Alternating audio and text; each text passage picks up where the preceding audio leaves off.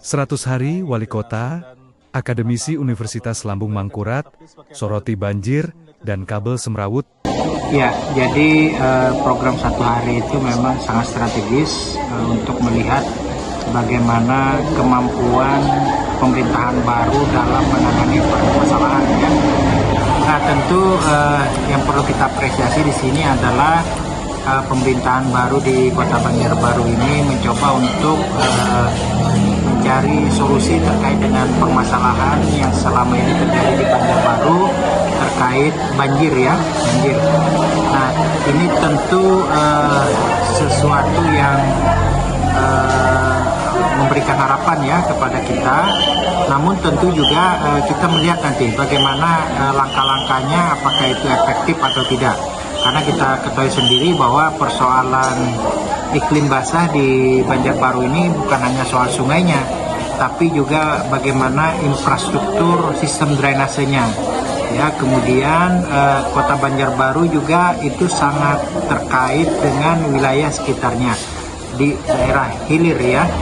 Seperti kita ketahui bahwa air yang dari hulunya Banjarbaru itu akan berakhir di daerah hilir, bukan di wilayah Kota Banjarbaru itu sendiri.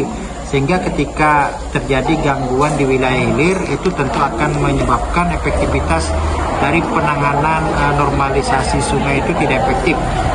Nah, apalagi terkait dengan fungsi sistem drainase kita.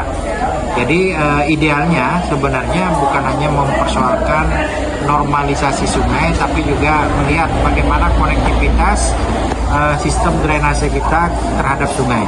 Ini perlu dicek semua, termasuk bagaimana kapasitasnya. Kemudian yang kedua terkait dengan kesembrautan dari kabel-kabel atau utilitas kota, ini juga perlu diperhatikan bahwa kita ketahui bersama persoalan kota-kota di Indonesia itu adalah semrautnya sistem kabel-kabel ini. Nah, tentu kedepannya ini bukan hanya sebuah keinginan ya untuk membenahi ini, tapi betul-betul terrealisasi di lapangan, bagaimana kemudian itu bisa dicapai pada 100 hari. Karena ini tentu tantangannya sangat besar, karena ini bukan hanya soal di tangan di pemerintah kota, tapi juga berada di tangan BUMN terkait dengan telekomunikasi misalkan, termasuk PLN.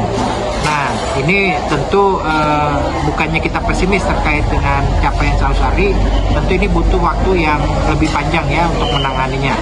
Nah, kecuali nanti ada spot-spot wilayah kota tertentu yang ingin diselesaikan dulu sekaligus menjadi contoh untuk wilayah sekitarnya. Nah, tentu saya kira pemerintah Kota Banjarbaru yang baru ini harus sudah memikirkan bagaimana capaian itu betul-betul terrealisasi sehingga mampu memberikan solusi nyata kepada Kota Banjarbaru.